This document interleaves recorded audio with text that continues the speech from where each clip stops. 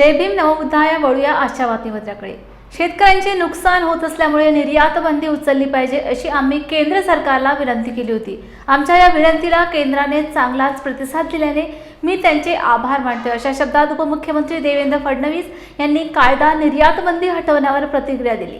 तसेच विरोधकांनी नेहमीच राजकारण करण्याचा प्रयत्न केला, पण केंद्र सरकार हे शेतकऱ्यांचे आणि सर्वसामान्यांचे हित पाहतं असेही देवेंद्र फडणवीस म्हणाले।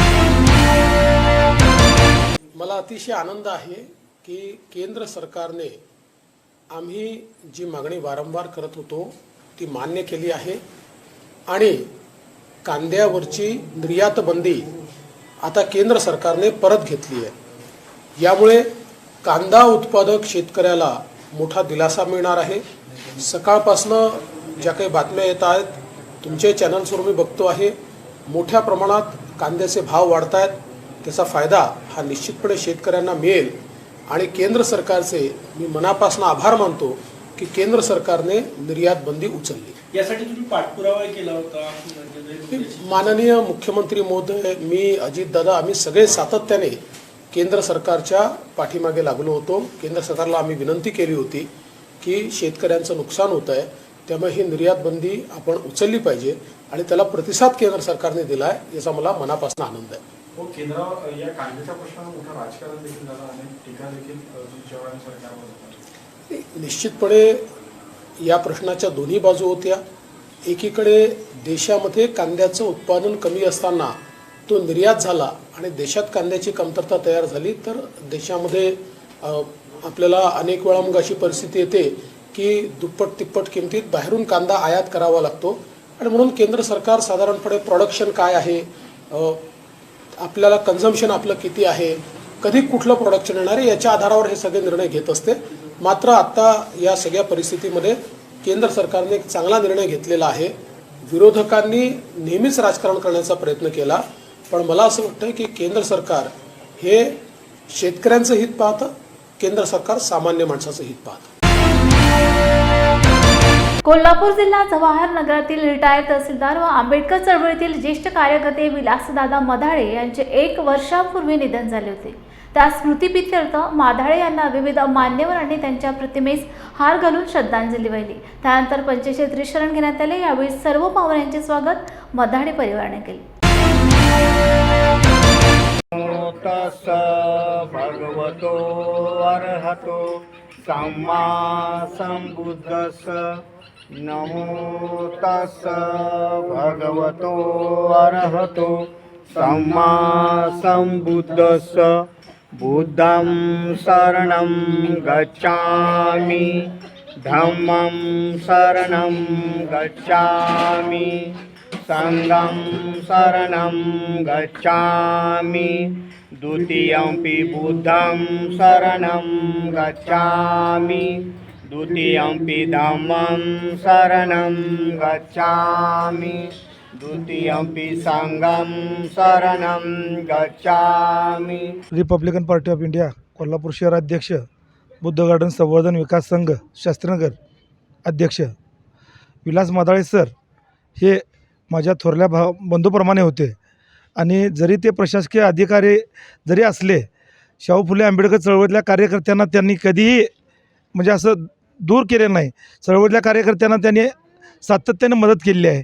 त्यामुळं आणि तसेच ते बुद्ध गार्डन संवर्धन विकास संघाचे ते सक्रिय कार्यकर्ते होते। दर रविवारी ते न चुकता सकाळी 10 वाजता बुद्ध गार्डनला वंदनला यायचे। प्रत्येकाच्या सुखादुःखात ते हे सहभाग घ्यायचे आणि जरी विलास मधाळे सर आपल्यातून निघून गेले असले तरी त्यांचे विचार हे आपल्याला प्रेरणा देणारे आहेत। एवढंच बोलतो आणि हेच सांगतो। जय भीम। बाबासाहेब आंबेडकरांचे विचार, शाहू फुले आंबेडकरांचे विचार हे खऱ्या अर्थानं आपले सोडले नाही। ते जरी शासकीय नोकरीवर जरी असले तरी त्यांनी फुले शाहू आंबेडकरांच्या विचाराशी कधीही गद्दारी केली नाही। अशा पद्धतीनं त्यांनी आपली सेवा बजावत असताना समाजाचं भान कधी त्यांनी सोडलं नाही।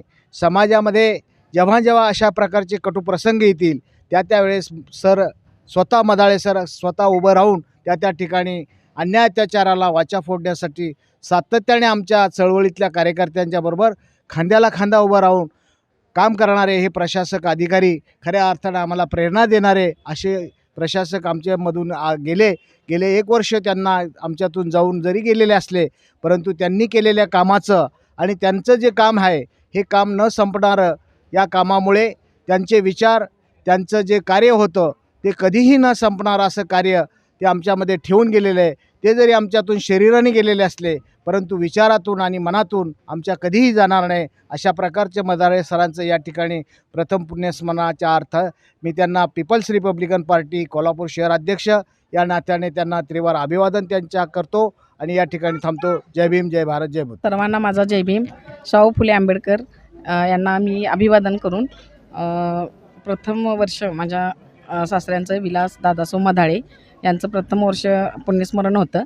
तर मी माझ्या नातेवाईकांना आणि माझ्या मित्रमैत्रिणींना आदरांजली वाहण्यासाठी इथं बोलवलं होतं. तर सगळी माझे नातेवाईक, माझे मित्रमैत्रिणी, माझ्या बंधू भगिनी सगळे असे उपस्थित राहिले. त्यांनी आदरांजली वाहिली आणि सासऱ्यांना माझ्या नेहमी म्हणजे बाबासाहेबांचे खूप वाचन आणि शाहू फुले यांच्याविषयी खूप विचार होते.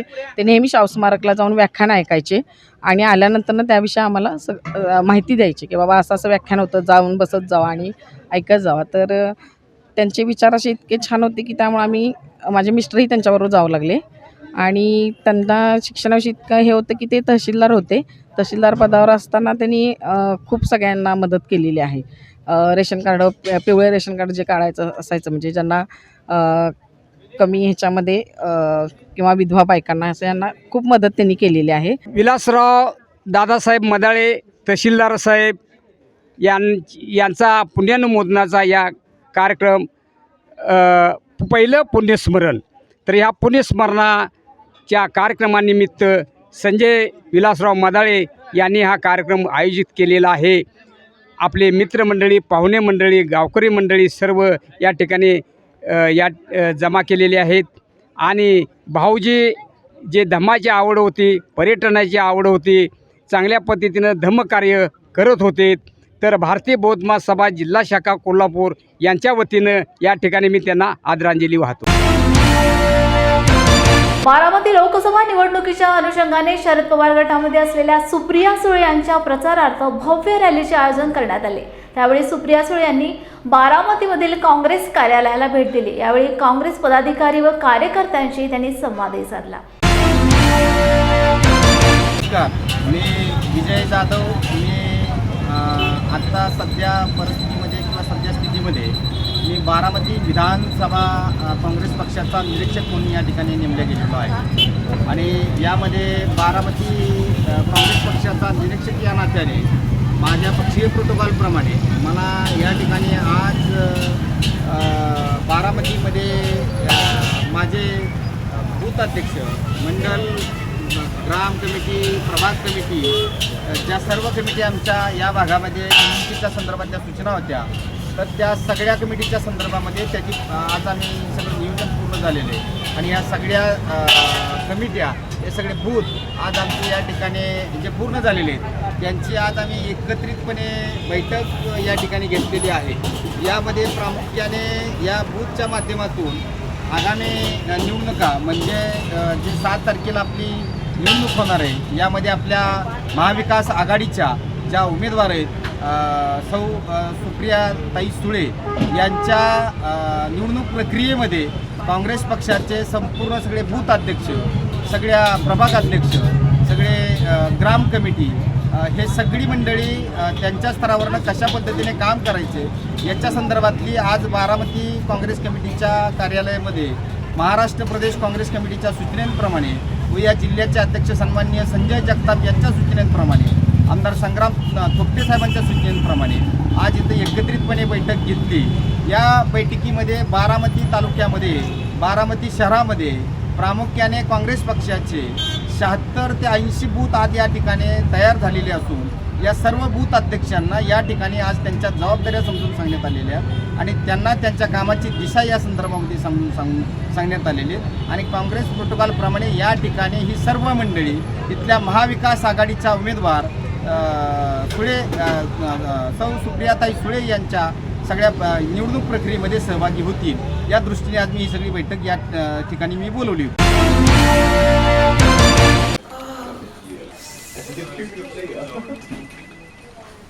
बॉस ने मीटिंग बुलाई। क्या यार, आदमी की तकलीफ को तो समझो। बाहर बाहर उठो बैठो। जनाब, तकलीफ उठने बैठने की नहीं, तकलीफ बवासीर की है। बवासीर, फिशर, भगंदर, पाइलोनियल साइंस का आयुर्वेद तथा आधुनिक लेजर से उपचार। अभ्युदय पाइल्स लेजर हॉस्पिटल, लोहार समाज भवन के पीछे, महापुष्प सोसाइटी, शताब्दी नगर चौक से मनीष नगर रोड, नागपुर। कॉल और विजिट करें www.pilesfistulacure.com। हुआ बहू, माँ पाइल्स की बहुत तकलीफ हो रही है। तो तुम गुदरोग सर्जन के पास क्यों नहीं गई? देखो, जैसे हार्ट के लिए हार्ट स्पेशलिस्ट, ब्रेन के लिए ब्रेन स्पेशलिस्ट, तो पाइल्स के लिए पाइल्स स्पेशलिस्ट क्यों नहीं? स्त्री हो या पुरुष, टॉयलेट में तकलीफ केवल पाइल्स ही नहीं, और भी कई प्रकार के गुदरोग तथा कैंसर भी हो सकता है। इसीलिए इसकी प्रत्यक्ष जांच जरूरी है। ठीक है माँ, पर जांच के लिए हम जाएंगे कहाँ? वही काले आयुर्वेदिक पाइल्स हॉस्पिटल में। लेकिन माँ, प्रेगनेंसी में पाइल्स की दवाइयाँ? प्रेगनेंसी में आयुर्वेदिक दवाइयाँ सुरक्षित होती है। जनहित में जारी काले आयुर्वेदिक पाइल्स हॉस्पिटल, औषधि चिकित्सा तथा सर्जरी ट्रीटमेंट उपलब्ध। हमारा पता उमरेड रोड, दिघौरी बस स्टॉप के पास, नागपुर। अधिक जानकारी के लिए वेबसाइट पर जाएं kalepailshospital.com। कुटुंबात अत्यंत हलाखीची परिस्थिती होती. वडिलांनी रोज मजुरीसाठी दारोदार भटकावे, तेव्हा कुठे खायला भाकरी मिळत होती. अशा स्थितीत कौटुंबिक मतभेद वाढल्याने गाव सोडून गेलेला एक मजूर अथक परिश्रमाने व कर्तृत्वाने 2019च्या लोकसभा निवडणुकीत लातूरचा खासदार झाला आणि त्यांचे नाव आहे सुधाकर श्रृंगारे. त्यांनी 5 वर्षाच्या कार्यकाळात मराठवाड्याच्या सर्वांगीण विकासासाठी संसदेत सातत्याने आवाज उठवला. माननीय अध्यक्ष महोदय, आप मुझे बोलने का मौका दिया, उसके लिए मैं आपका बहुत धन्यवाद करता हूं, क्योंकि मैं पहली बार चुन के आया हूं। सर जी, सड़क, रेल जैसे बुनियादी ढांचे समाज एवं क्षेत्र के आर्थिक सामाजिक विकास के लिए एक आवश्यक एवं महत्वपूर्ण घटक है। किसी भी समाज एवं क्षेत्र के विकास की परिकल्पना बिना रोड, रेल अन्य किसी जुड़ाव के बिना नहीं हो सकती। मेरा संसदीय क्षेत्र लातूर जो कि महाराष्ट्र के मराठवाड़ा क्षेत्र में है, और यह सर्वविदित है कि मराठवाड़ा एक सूखा प्रभावित क्षेत्र है। यह पर कृषि सूखे का कारण काफ़ी प्रभावित हुई है। यह रोजगार की भी पर्याप्त साधन न होने की स्थिति प्रतिदिन विकट होती जा रही है। रेल मंत्रालय ने इस क्षेत्र के लोगों की सुविधा के लिए यह आर्थिक तथा व्यापारिक गतिविधियों प्रोत्साहित करने के लिए कोल्हापुर बीदर गाड़ी 11415/11416 शुरू की गई थी, लेकिन ये गाड़ी केवल सप्ताह में एक ही दिन है। इसका टाइमिंग, परंतु इसकी टाइमिंग आम लोगों के, खासकर महिलाओं के लिए सुविधाजनक नहीं है। इस गाड़ी की भरपूर उपयोगिता नहीं हो पा रही है। इसलिए मैं माननीय रेल मंत्री जिसे मेरे संसदीय क्षेत्र लातूर और उस्मानाबाद की आम जनता की ओर से मांग करना चाहता हूं कि इस कोल्हापुर बीदर रेलवे गाड़ी को कोल्हापुर हैदराबाद किया जाए और यह कोल्हापुर पहुंचने के समय सुविधाजनक परिवर्तन किए जाए, जिससे और अधिक लोगों को लाभान्वित हो, यह रेलवे के अधिक राजस्व की प्राप्ति हो सके। धन्यवाद मोदी। त्यामुळे या लोकसभा निवडणुकीतही भाजप नेत्यांना पुन्हा संधी दिली आहे. विशेष म्हणजे लातूरसाठी अत्यंत आवश्यक असलेली कोल्हापूर बिदर साप्ताहिक रेल्वेला दैनंदिन सुरू करण्यासाठी संसदेत त्यांनी आवाजही उठवला. यात्री की सुविधाओं के बारे में मैं कोई मांग उठाता हूँ तो मुझे यही जवाब दिया जाता है कि स्टेशन पर आवश्यक service line please be seated, यह संभव नहीं है। इस कारण इट्स वेरी इंपॉर्टेंट, यहाँ पर कोई नई रेल शुरू नहीं की गई है। लातूर स्टेशन पर यात्री व बाल आवागमन विगत कई सालों से काफ़ी बढ़ गया है। रेल कोच फैक्ट्री के शुरू होने के जाने से भी यहाँ यात्री सुविधाओं के तत्काल विस्तार किया जाने की आवश्यकता है महसूस किया जा सकता है। पीट लाइन के बन जाने से केवल यात्रियों की मांग और आवश्यकता के अनुरूप यहाँ से नई रेल शुरू करने की सुविधा हो पाएगी। अपितु मराठवाड़ा के लोगों को देश के विभिन्न स्थानों से जोड़ना संभव हो जाएगा। अतः मैं सरकार से अनुरोध करता हूँ कि लातूर स्टेशन पर पीट लाइन के निर्माण हेतु आवश्यक धनराशि का प्रदान कर इसका निर्माण कार्य अतिशीघ्र पूरा किया जाएगा। मराठवाड़ा जनता की मांग है लातूर स्टेशन से नई रेल शुरू करना तथा अन्य यात्री की सुविधाओं का विस्तार किया जाना संभव हो सके। धन्यवाद। वर्ष 2018-19 में 3 नई रेल लाइनों का अर्थात खानापुर, परली वैजनाथ, लातूर रोड, परली वैजनाथ और परिवहन घटनादूर का संरक्षण किया जाने का अनुमोदन किया गया था।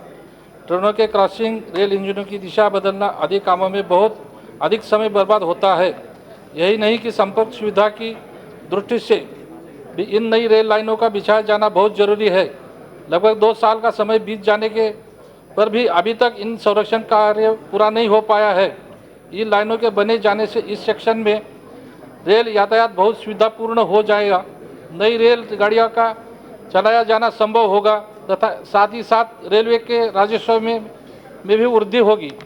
इस सदन के माध्यम से मेरा सरकार से अनुरोध है कि ऊपर वर्णित तीनों रेल लाइनों का संरक्षण कार्य अतिशीघ्र पूरा करवाकर इन लाइनों का निर्माण कार्य समयबद्ध ढंग से पूरा किए जाने के हेतु आवश्यक कदम उठाए जाए। धन्यवाद। दुसरीकडे मराठवाड्यातील लातूर आणि उस्मानाबाद दुष्काळग्रस्त जिल्हे म्हणून ओळखले जातात, त्यावरून त्यांनी शेतकऱ्यांच्या आर्थिक सामाजिक परिस्थितीवर संसदेत थेट आपल्याच पक्षातील मंत्र्यांना जाब विचारण्यासाठी मागे पुढे बघितले नाही।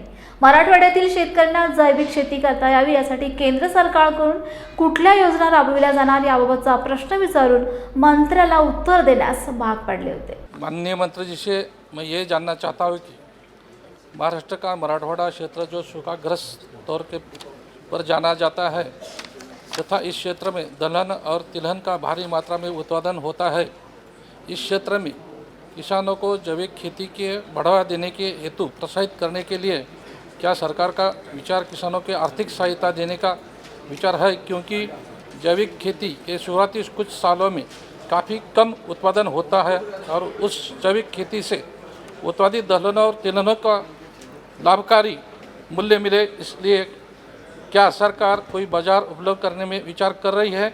यदि हाँ तो उसका ब्यौरा क्या है? अगर नहीं है तो उसके कारण क्या है? माननीय अध्यक्ष जी, जैसा कि उत्पादन में कम की बात की गई है, लेकिन हमारे साइंटिस्टों ने रिसर्च भी किया है, कुछ उत्पादन में ऑर्गेनिक पे जाने पर उस यील्ड में वृद्धि भी हुई है। ये हमारा एक रिसर्च भी हुआ है।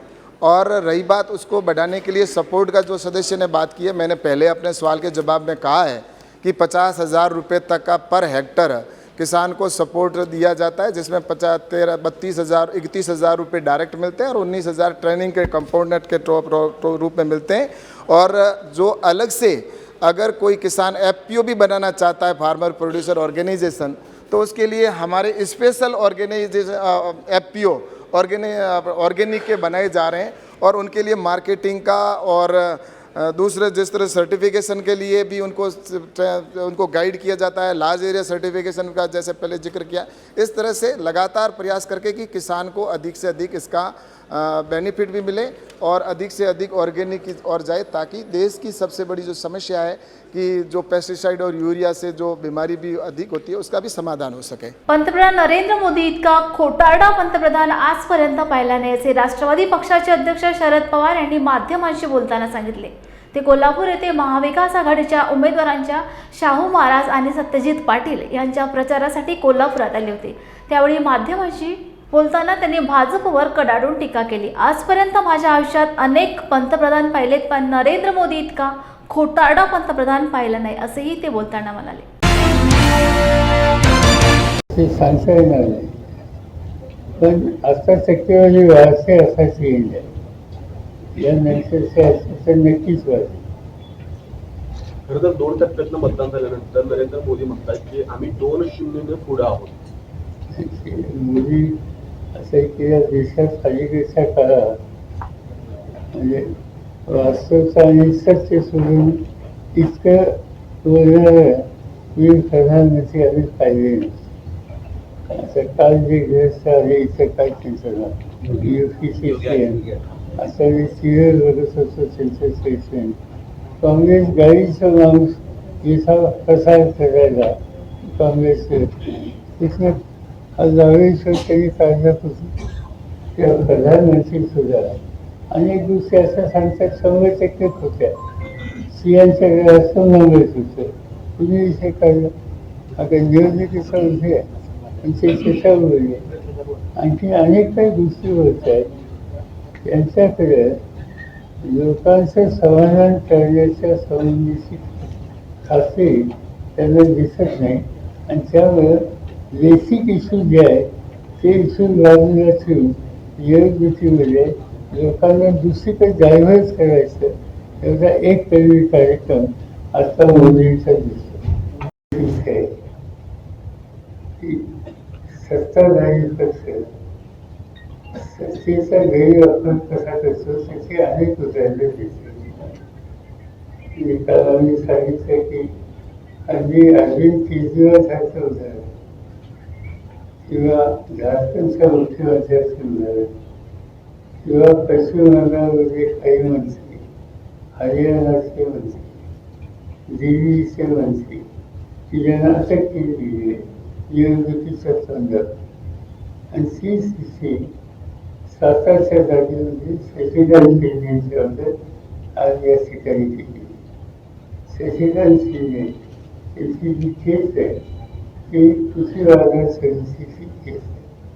कृषी आधार समितीचा जो संचालक मंडळ आहे त्यातल्या कामगारांचा प्रतिनिधी म्हणून शशिकांत आहे.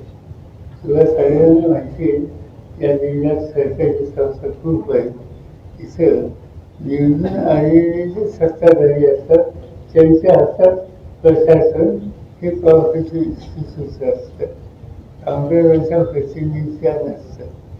असं असताना सुद्धा कामगारांचा प्रतिनिधी म्हणून त्या ठिकाणी सहभागी झाले काही ना काहीतरी दुसरी करून चाल घ्यायची, खोट्या केसेस करणं, एक स्वतःचं वाचन त्याच्या वाईट हे काम आज या ठिकाणी केले गेलेले सत्तेचा पूर्ण गैरवापर हाच होतोय त्याचे हे उत्तम उदाहरण आहे. कुठे ना कुठेतरी संबंधाला भेटायची संधी आली, बोलायची संधी मिळाली, त्याची भाषणं ऐकायची संधी मिळाली. पण प्रधानमंत्री या पदाची अप्रतिष्ठा जी आत्ता करत आहेत तिची यापूर्वी कधी झाली आणि त्यामुळे ते आम्हा लोकांचं काही जे वक्तव्य करतात त्याच्यात काही आश्चर्य नाही.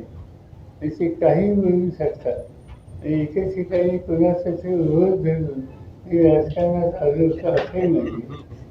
आणि दुसऱ्या गोष्टी आपण अस्वस्थ असणार ही तुम्ही ऐकली.